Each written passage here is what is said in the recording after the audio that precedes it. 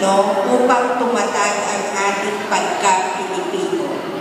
Ulitin ko, paano makatutulong ang wikang Filipino upang tumatag ang ating pagka-Pilipino? Maraming salamat po sa inyong magandang katanungan. Makakatulong po ito dahil ang sariling wika ay pinaghirapan. Ito ay mapapatunayan na ikaw ay isang Filipino kung ginagamit mo ang napakagandang wika. Ito ay pinaghirapan ng ating mga ninuno, kaya't atin itong gamitin dahil ito ay nagsasagisag ng isang Filipino. Maraming salamat po. Maraming salamat po. Ang laka naman mula sa ikapitong baita, pangkatuseya, si Ginoong Ralph William Gaton.